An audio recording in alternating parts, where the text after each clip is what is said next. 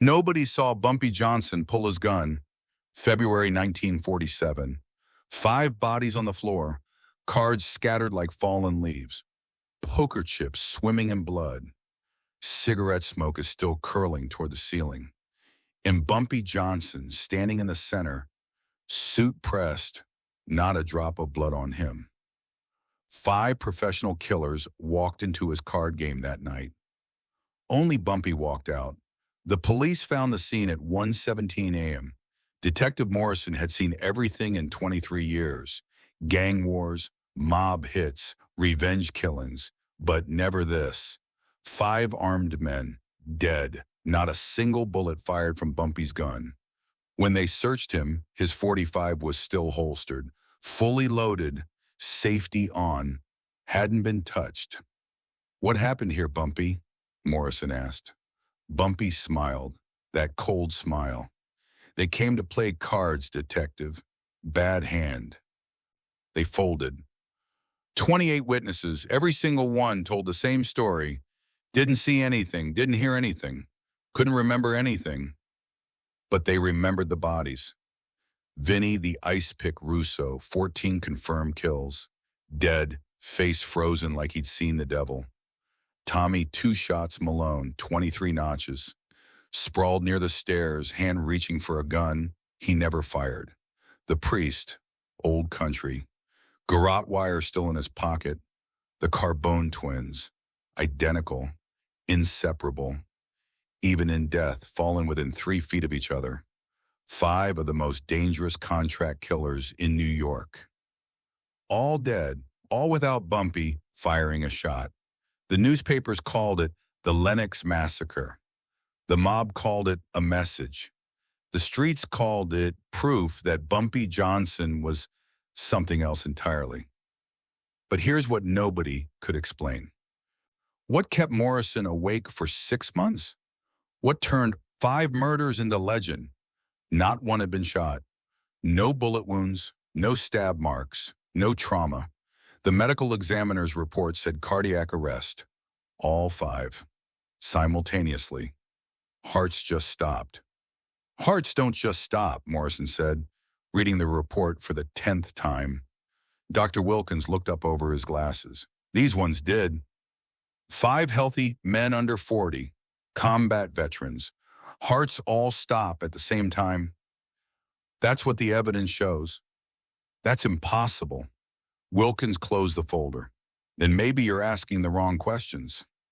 Morrison never got answers. The case went cold within a week. No witnesses would talk. No evidence. No charges. Bumpy walked free. But the question haunted everyone. What weapon kills 5 armed men without firing a shot? What did Bumpy do that made 5 professional killers' hearts simply stop? The answer wasn't in the medical report, wasn't in the police file, wasn't in witness statements. The answer was 6 hours earlier, before the bodies, before the blood, before 5 hunters walked into a basement thinking they were the most dangerous things in the room. They were wrong. What Bumpy did wasn't about guns, wasn't about knives or fists or any weapon you hold. It was about something far more dangerous. Something 5 killers never saw coming. To understand how Bumpy killed 5 men without firing a shot, we need to go back. Back to 5:30 p.m. in that same day. Back when the card game was just starting. Back when Bumpy made a decision that would change everything. Back to the moment he decided someone was going to die. He just hadn't decided who yet. Thursday, February 13th, 1947, 5:30 p.m. The Lenox Social Club looked like nothing from the street. Brick building, faded awning, small sign needing paint. The kind of place you'd walk past and never notice. That was the point. If Marcus at the door recognized you, he'd point you toward the back, through storage, down creaking wooden stairs, into the basement that officially didn't exist.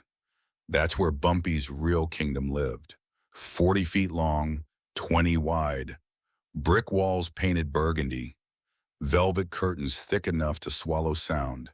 6 mahogany tables. Wood that cost more than most Harlem families made in a year. Low ceiling, 7 feet, single entrance, no windows, no back doors, no escape routes. Control the door, control the room. The air was thick, cigar smoke mixed with bourbon and beer. Jazz filtered down from upstairs. Dizzy Gillespie. A night in Tunisia. Muffled, distant. Marcus Williams stood at the stairs, 6'3", 240 pounds. He didn't carry a gun. His presence was weapon enough. Bumpy had gotten his brother Clarence out of Sing Sing 2 years ago. Murder charge. Should have been life.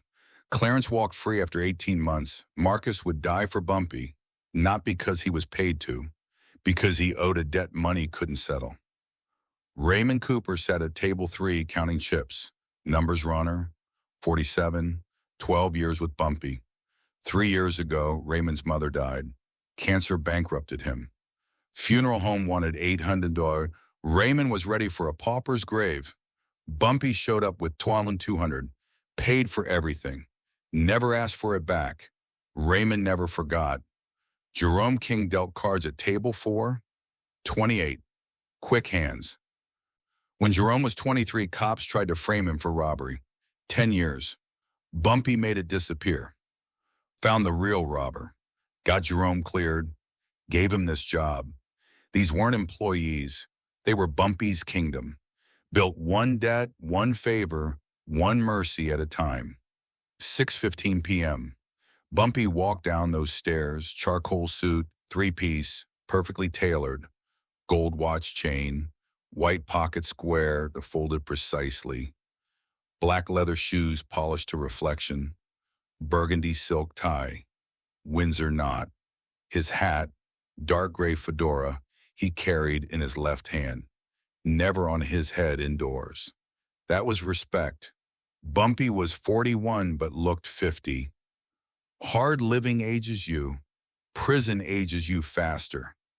He moved to table 1, corner position, back against the wall, clear view of stairs, room, every table, every face, set his hat beside him, hung his jacket, rolled up his sleeves one precise fold at a time. Evening, boss, Jerome said. Bumpy nodded, reading the room, counting faces. 22 men, would be 40 by 11 Pampamon. Frank Morrison sat across from him, liquor distributor. Nervous tonight, his left eye twitched when holding a strong hand, twitched twice when bluffing, right now twitching 3 times, not thinking about cards. You good, Frank? Bumpy asked. Heard something today. Probably nothing. Bumpy waited.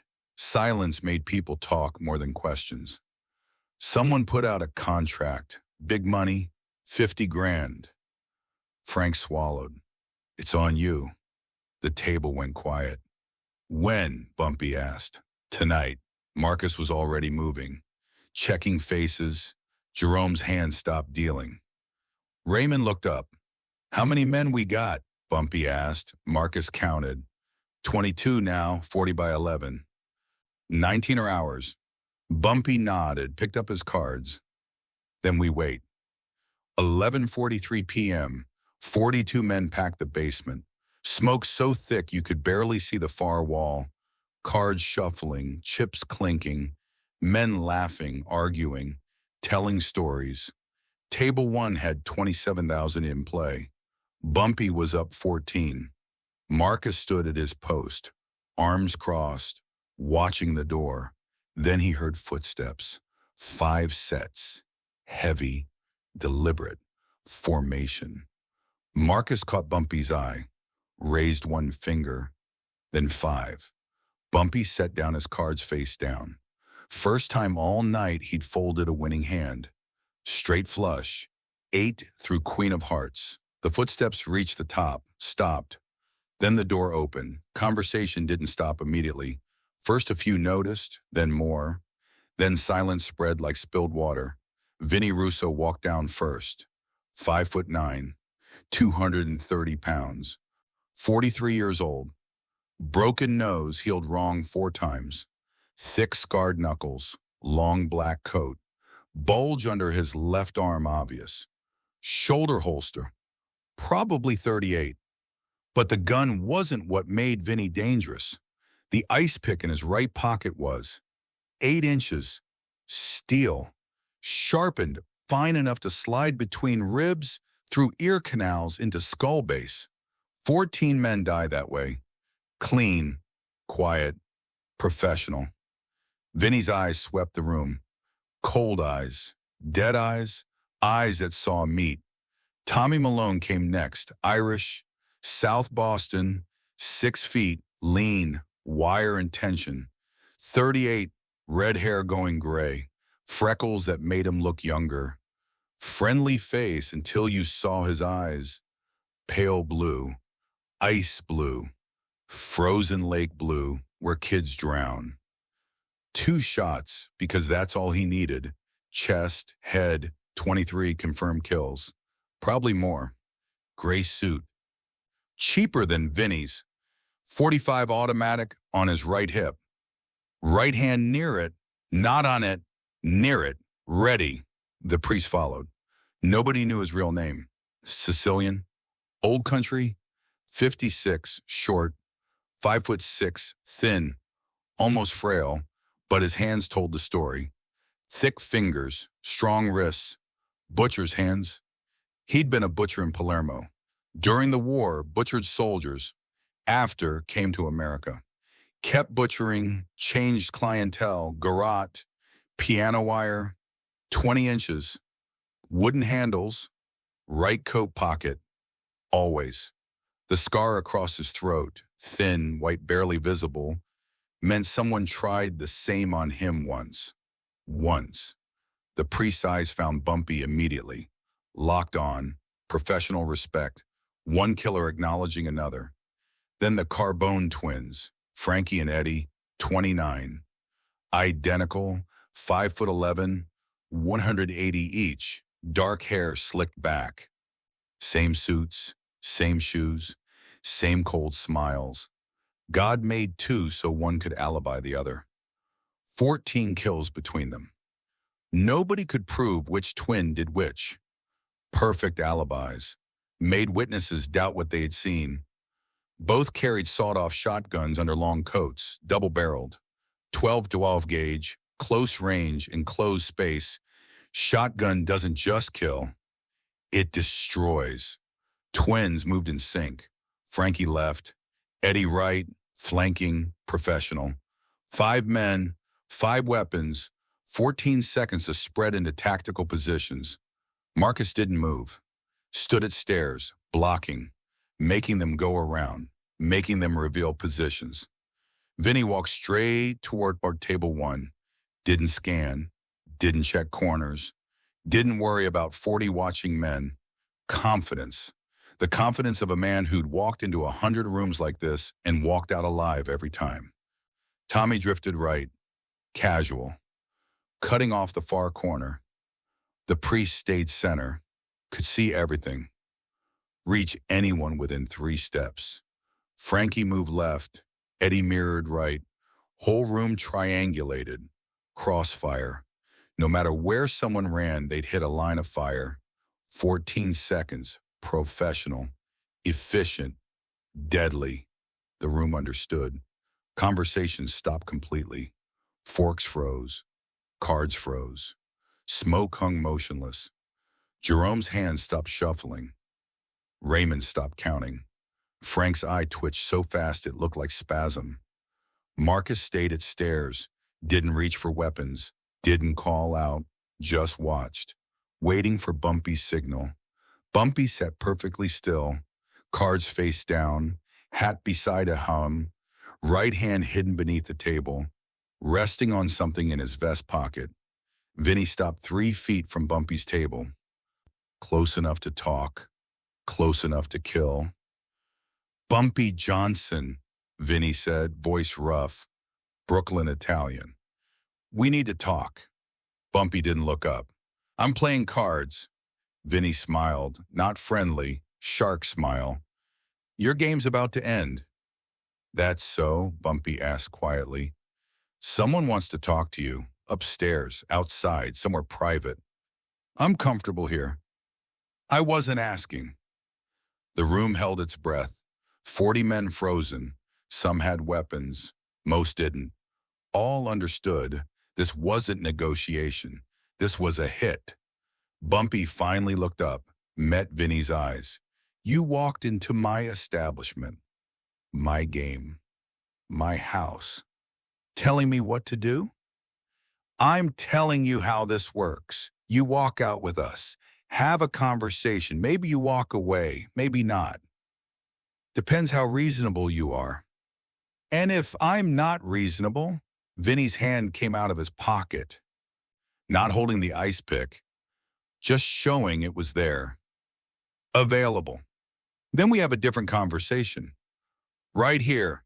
Ends with you on the floor and me walking out. Tommy laughed from across the room. Sharp. Mean. Your choice, Bumpy. Easy or hard. Makes no difference to us. The priest spoke. Gravel voice. Thick accent. Don Costello sends his regards. Frank Costello, one of the most powerful mob bosses in New York, controlled half of Manhattan, wanted Harlem. Costello wants Harlem that bad? Bumpy asked. He wants order, the priest said. You're chaos. Bumpy nodded slowly, like he was considering. Then he set his cards down, face down, I fold. Gentlemen, Bumpy said quietly, I appreciate you coming. Professional courtesy, I respect that. Vinny's smile started to fade. Something in Bumpy's tone wasn't right. But let me explain something important, something you need to understand before this goes further. Bumpy stood up, slowly, no sudden movements. Right hand stayed under the table, out of sight. You made 3 mistakes tonight. Did we? Vinny's hand moved toward his pocket, the ice pick. You did, and I'm going to tell you what they are. Because I'm fair. I believe in giving people a chance to correct mistakes. Tommy's hand drifted toward his .45. Frankie and Eddie's hands disappeared inside coats. The priest's hand moved to his pocket, the garrote pocket. All 5 killers, hands on weapons, ready. Bumpy didn't even glance at them. Mistake number 1, Bumpy said. You assumed I'd be alone. The words hung in the air. Vinny's smile faltered. You are alone. 5 of us, 1 of you. That's what you see. Not what's true. He turned slightly toward his kingdom, 40 men at 6 tables watching. You see these people? You think they're just customers? Just folks playing cards? Vinny looked around. So did Tommy, the priest, the twins. Really looked at the faces staring back. That man by the stairs, Bumpy said, pointing at Marcus. I got his brother out of Sing Sing. Murder charge. Life sentence, now he's free. Because of Mike Young. Marcus stood perfectly still, but his weight shifted forward. Ready. That man at table 3, pointing at Raymond. His mother died 3 years ago. I paid for her funeral. Every penny. Never asked for it back. Raymond set down his chips. Hands moved to his lap. Out of sight. That man dealing cards. Jerome King. Cops tried to frame him. 10 years. I got him cleared. His daughter's starting college next year. I'm paying it. Jerome's hands stopped dealing. You see where I'm going? Bumpy asked. You're saying these people owe you, Vinny said. I'm saying these people are loyal.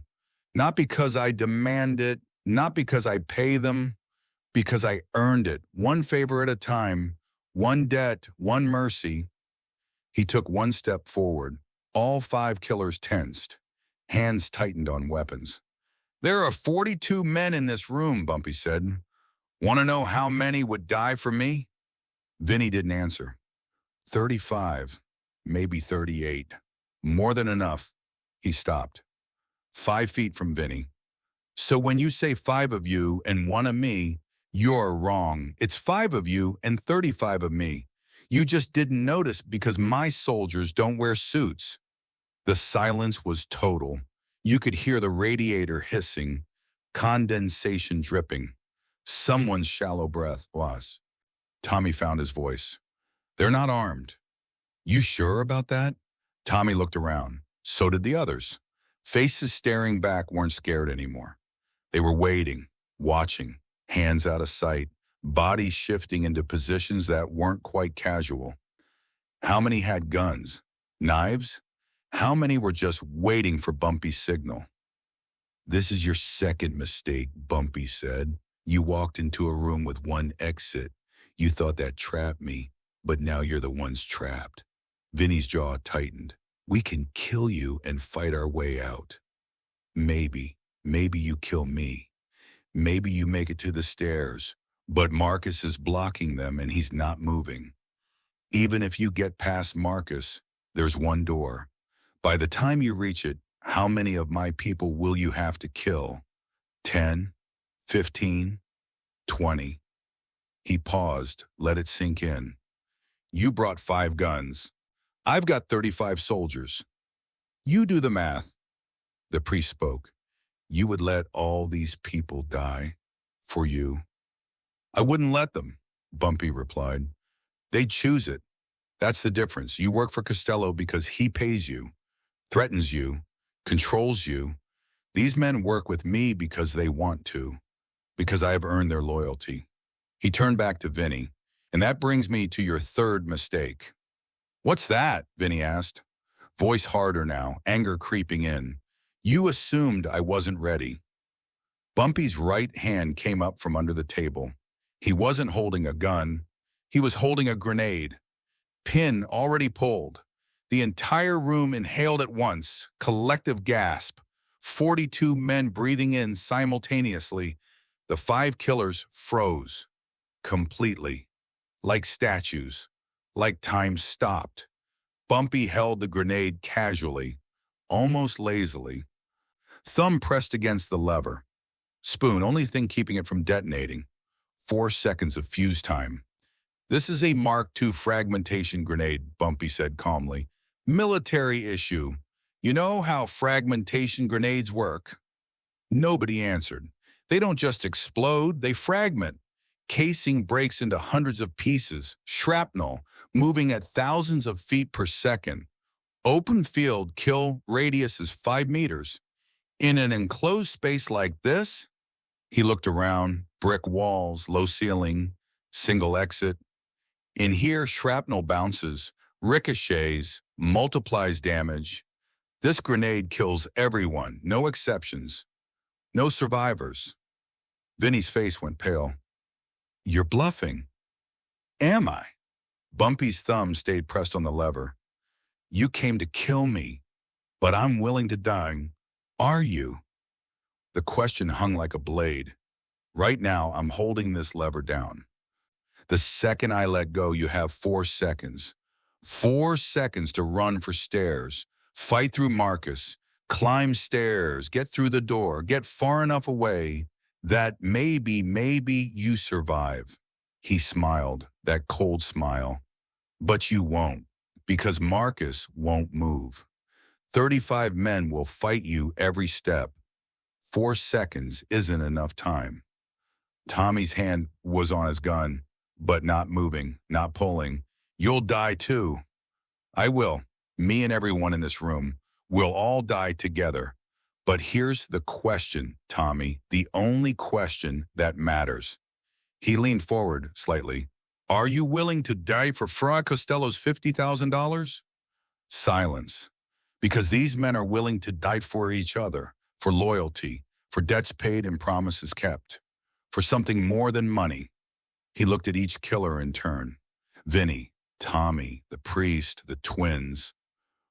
So let me ask again, are you willing to, right now, today, in this basement, for a contract? Vinny's hand slowly came out of his pocket.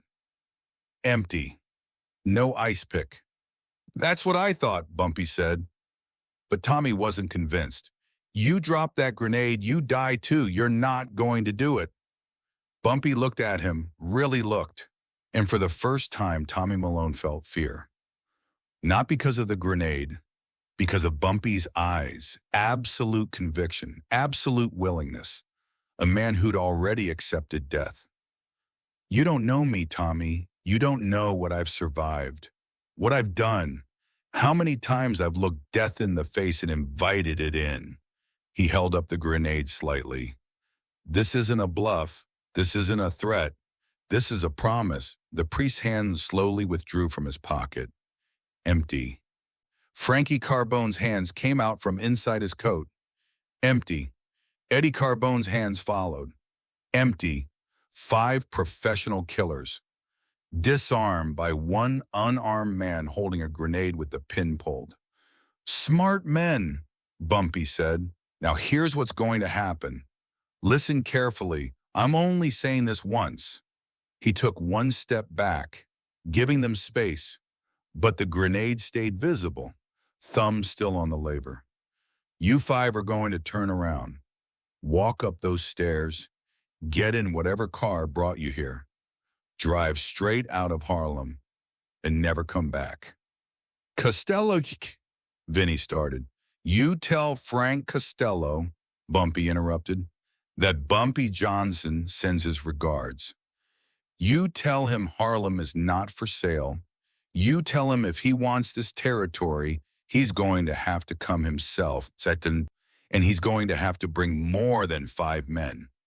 Vinny's voice was different now, uncertain. This isn't over. Yes, it is, Bumpy replied. You just don't know it yet.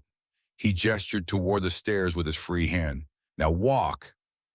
Nobody moved. 10 seconds passed. Felt like 10 years.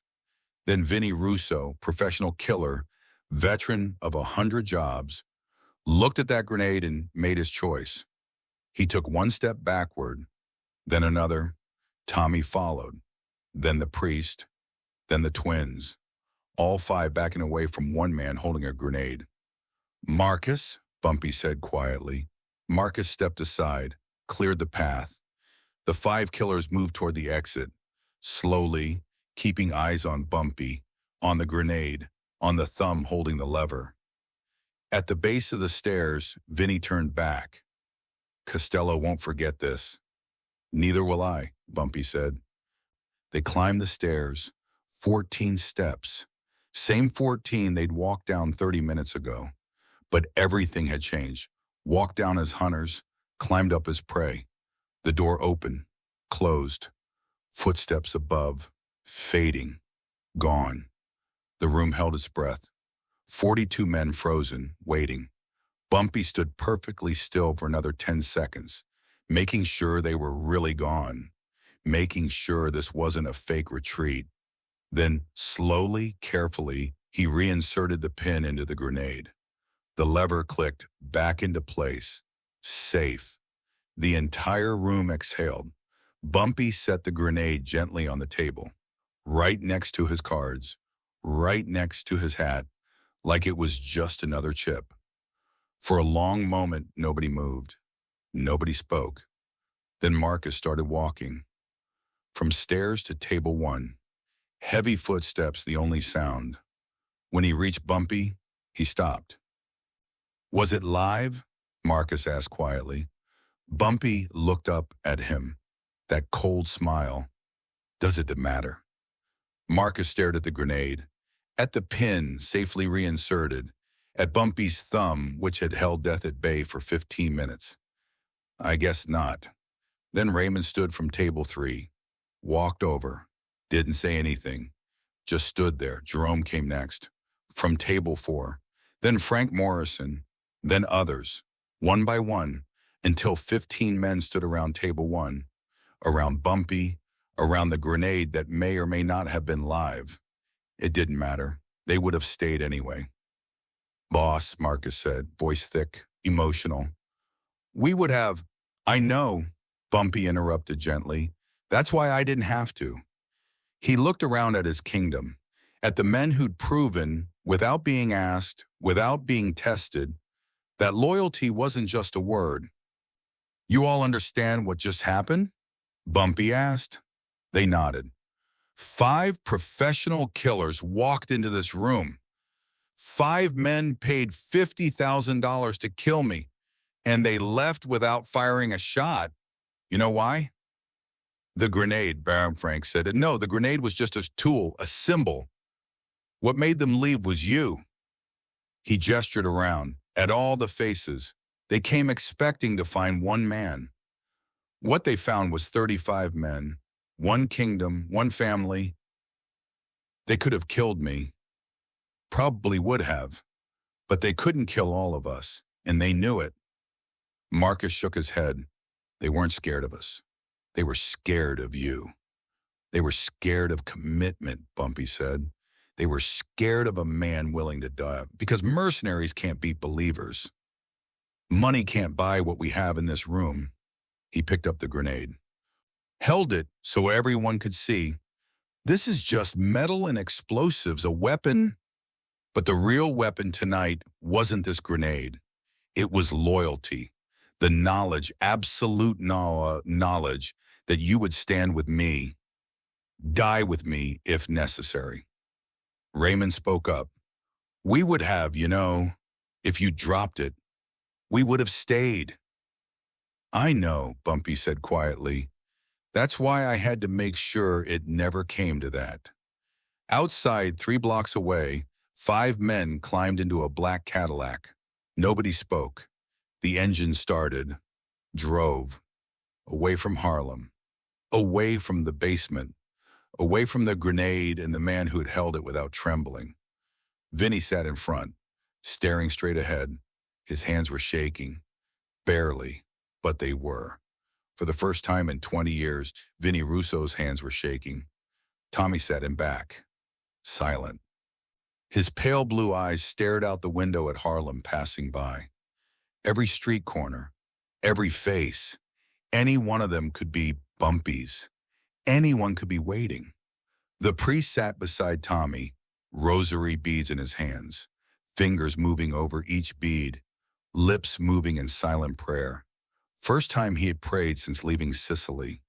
The twins sat in the very back, identical faces, identical expressions. Fear, pure fear, the kind children feel in the dark. He was bluffing, Tommy said finally, voice quiet, uncertain. Nobody answered. He had to be bluffing. Nobody drops a grenade in a room full of people. Nobody kills themselves just to make a point. Vinny turned slightly, looked at Tommy. You saw his eyes. Tommy didn't respond. You saw his eyes, Vinny repeated. That wasn't a bluff. That was a promise. But he would have dropped it, Vinny said, voice flat, final. If we'd pulled our guns, if we'd made one wrong move, he would have dropped it and killed everyone in that room, including himself. The priest stopped praying, looked up. I have killed 47 men in my life. I have looked into the eyes of men who wanted to live, men who wanted to die, men who accepted death. Bumpy Johnson? He paused. Bumpy Johnson has already died. Whatever walks around in his body is something else, something that doesn't fear death because it's already dead inside. Silence filled the car. Eddie Carbone spoke. First time all night. What do we tell Costello? Nobody answered. He paid us 50 grand, Eddie continued. We walked away, empty-handed. What do we tell him? Vinny stared out the windshield. Harlem's lights fading behind them. We tell him the truth, which is that Bumpy Johnson is untouchable, not because he's bulletproof, because he's already accepted death. And you can't threaten a man with the one thing he's already made peace with. The car crossed into Manhattan, out of Harlem, into different territory, safer territory, but none of them felt safe. Tommy's hands were still on his gun, hadn't left it since they got in the car, like he expected Bumpy to materialize in the back seat, like he expected that grenade to roll under their gear and explode. He's one man, Tommy said, more to himself than others. One man with a grenade, We're five professionals. We should have what? Vinny interrupted. Rushed him, shot him, watched him drop that grenade and kill 42 people? Watch the survivors tear us apart, assuming we survived the blast. Tommy went quiet. We made the right choice, Vinny said. We walked away. We're alive. That's more than we can say for a lot of people who went against Bumpy Johnson. The car drove on, into the night, away from Harlem, away from the kingdom they tried to conquer, away from the man who defended it with nothing but a grenade and the absolute willingness to use it. Behind them, Harlem slept. But in one basement on Lenox Avenue, a legend was being born. Back in the basement, the game resumed. Cards shuffled, chips clinked, bourbon poured. The room slowly returned to normal, or as normal as it could be after what had happened. But everyone knew, everyone understood. Something had changed tonight. Bumpy sat back down at table 1, picked up his cards, 3 queens. Pair of 9s, full house, still a winning hand. Should we finish the game? Jerome asked, shuffling a fresh deck. Bumpy nodded. Always finish what you start. Frank Morrison looked at his cards, looked at Bumpy. Boss, I thought we were all dead. We were, Bumpy replied. Then we weren't. That's how close it always is. The grenade sat on the table, between the chips and the hat, silent, inert, just a piece of metal now. But for 15 minutes tonight, it had been the most powerful weapon in New York. Marcus brought drinks, bourbon, Bumpy's private stock, poured shots for everyone at table 1. To Bumpy Johnson, he said, raising his glass, the man who brought a grenade to a gunfight in one. Everyone drank, but Bumpy wasn't celebrating. He was thinking, already 3 steps ahead, because he knew something the others didn't. This wasn't over. 5 killers had left alive.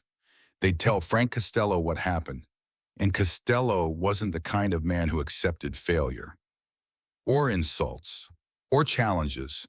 The question wasn't if there would be retaliation. The question was when and how.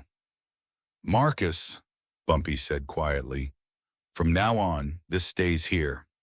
He pointed at the grenade. On this table, every Thursday night, forever. Weepy, Marcus asked.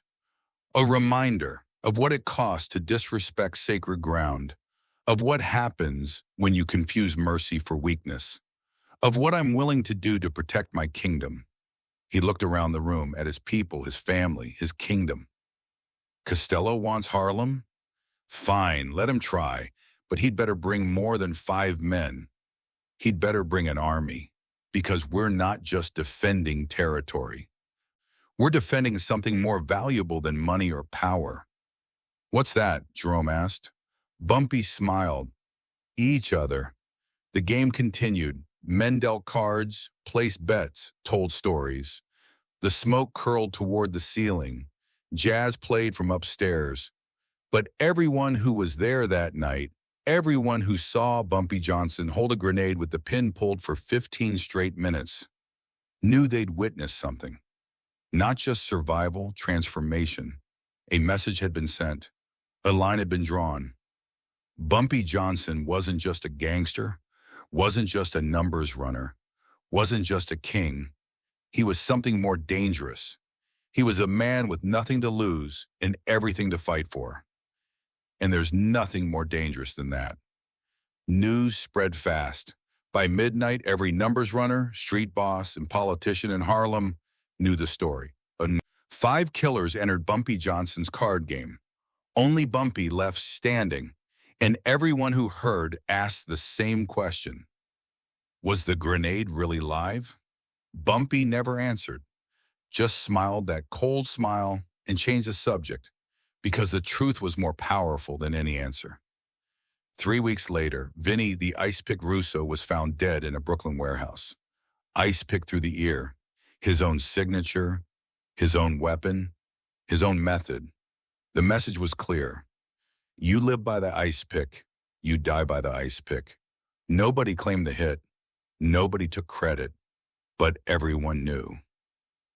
Bumpy Johnson had a long memory. Tommy two shots Malone disappeared. Completely. No body, no trace, no evidence. One day he was collecting debts in South Boston. The next day gone. Some said he fled to Ireland. Others said he was buried in the Hudson. A few whispered he was still alive, hiding, looking over his shoulder every day for the rest of his life. Nobody knew for sure, but Tommy Malone never worked in New York again. The priest went back to Sicily, bought a small house in the hills outside Palermo, grew olives, tended vines, never spoke of America, never spoke of Harlem, never spoke of the man who'd held a grenade and looked death in the face without blinking. The locals said he'd become deeply religious, attended mass daily, confessed constantly, like he was trying to wash away sins that water couldn't touch. He died in his sleep 5 years later. Natural causes, but they said his last words were in English. "The grenade," he whispered. He would have dropped it. The Carbone twins were arrested for an unrelated murder. Different case, different victim. But the evidence was airtight, too airtight, like someone had built the case carefully, deliberately. They both got life sentences, no parole, separate prisons, couldn't even see each other anymore. Their identical faces aged differently behind bars. By the end, you could tell them apart. 5 professional killers, all removed from the game, permanently. Some by death, some by disappearance, some by imprisonment, some by exile, but all removed. The precision was surgical, the message unmistakable. Frank Costello called a meeting. All 5 families, emergency session, rare, serious.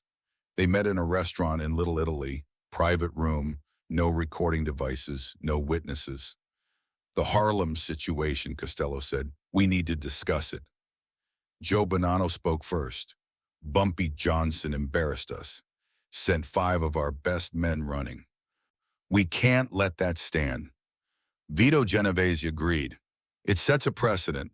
Every black gang in New York will think they can challenge us." But Costello raised his hand. Silence fell. "Bumpy Johnson runs Harlem because Harlem wants him to," Costello said. "Not because he's the strongest, not because he's the richest, because he's earned something we can't buy." "What's that?" Bonanno asked. "Loyalty, real loyalty, the kind where men are willing to die not because you pay them, but because they believe in you." He leaned forward. "We tried to take Harlem by force. We sent 5 professionals. They failed. Not because Bumpy outgunned them, because he was willing to die, because he had 35 men willing to die with him." "So what are you saying?" Genovese asked. "I'm saying we leave Harlem alone. We make deals. We negotiate. We show respect. Because if we try to take it by force, we start a war we can't win." "Can't win?" Bonanno's voice rose. "We've got hundreds of soldiers, thousands of men, unlimited resources." "And Bumpy Johnson has something we don't," Costello replied. "He has people who love him, who owe him, who would die for him not because they have to, but because they want to." He looked around the table. "You can't kill that. You can't buy that. You can only respect it." The 5 families voted, unanimous, leave Harlem alone. From that day forward, the Italian mob never tried to take over Harlem's numbers game again. They made deals. They negotiated. They paid respect because Bumpy Johnson had reminded them of something they'd forgotten. Power isn't just about guns or money. It's about loyalty. It's about earning the respect of people who don't owe you anything, but give it anyway. Every Thursday night after that, Bumpy Johnson played cards at table 1. Same corner, same position, same ritual. But one thing changed. The grenade stayed on the table, right next to his chips, right next to his hat, visible to everyone who walked down those stairs. A reminder of what happened, of what could happen again, of what Bumpy Johnson was willing to do to protect his kingdom. Nobody ever touched it. Nobody ever asked about it. It just sat there, silent, powerful, more effective than 100 armed guards, because everyone who saw it remembered the story. 5 killers walked in, only Bumpy walked out, and the question everyone asked, was it live, remained unanswered. Bumpy never said, just smiled that cold smile whenever someone asked. Let them wonder, let them believe, because belief, he'd learned, was the most dangerous weapon of all. The basement filled every Thursday, more people than before. Some came to play cards. Some came to see the grenade. Some came just to be in the room where it happened, where one man faced down 5 killers with nothing but a grenade and absolute conviction. Marcus stood at the stairs, same position. But now he was legend too. The man who'd blocked the exit, who'd stood between 5 armed killers and freedom, who'd been willing to die for Bumpy without hesitation. Raymond dealt cards at his table. Jerome shuffled decks. Frank Morrison played poker and told the story to anyone who'd listen. And every time they told it, the legend grew. Some versions said the grenade was live. Some said it wasn't. Some said Bumpy had 6 grenades hidden around the room. Some said he'd had snipers in the building across the street. The truth didn't matter. What mattered was that everyone believed Bumpy would have dropped it. That's what made him untouchable, not the weapon, the willingness to use it, not the threat, the commitment behind it, not the power, the principle. Bumpy understood something 5 professional killers didn't, something Frank Costello and the 5 families eventually learned. True power doesn't come from what you can do to people. It comes from what you're willing to do for them, the debts he'd paid, the lives he'd saved, the mercy he'd shown. That's what built his kingdom, one person at a time, one favor at a time, one moment of humanity in an inhumane world. And when those people faced a choice, run and live, or stay and die, they chose to stay. Not because Bumpy forced them, because they wanted to. That's the difference between fear and loyalty. Fear makes people obey. Loyalty makes people sacrifice. And sacrifice is what changes the world. Years later, people would still talk about that night, the night Bumpy Johnson held a grenade for 15 minutes without his hand shaking. The night 5 professional killers walked into Harlem and walked out alive, but defeated. The night one man proved that courage isn't the absence of fear. It's the willingness to die for something that matters. Detective Morrison never solved the case. The 5 deaths that followed, Bumpy Johnson, Vinny's murder, Tommy's disappearance, the priest's exile, the twins' imprisonment, were never officially connected to Bumpy Johnson. But Morrison knew. Everyone knew. And nobody said a word. Because in Harlem, there was a code, a respect, an understanding that some men earn the right to dispense their own justice.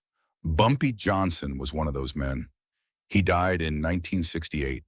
Heart attack. Natural causes. He was 62 years old. Thousands attended his funeral. Lined the streets. Paid respects. Rich and poor. Black and white. Politicians and criminals. All united in grief for the man who'd built a kingdom on loyalty instead of fear. The grenade was buried with him. Nobody knows if it was ever really live. Nobody knows if Bumpy would have actually dropped it. But everyone knows this. 5 professional killers believed he would. And belief is more powerful than truth, because truth is what happened. But belief is what changes what happens next. Bumpy Johnson understood that. He understood that the most dangerous weapon isn't the one you carry. It's the one people believe you'll use. He understood that power isn't about having the most guns. It's about having people willing to stand with you when the guns are drawn. He understood that respect isn't demanded. It's earned. One debt at a time, One favor at a time, one moment of mercy in a world that offers none. That's how you build a kingdom, not with violence, with loyalty, not with fear, with love. And that's why, 75 years later, people still tell the story. 5 hitmen entered Bumpy Johnson's card game. Only Bumpy left standing, not because he was the strongest, not because he was the most ruthless, but because he was willing to die. And 35 men were willing to deal with him. That's not just power, that's immortality.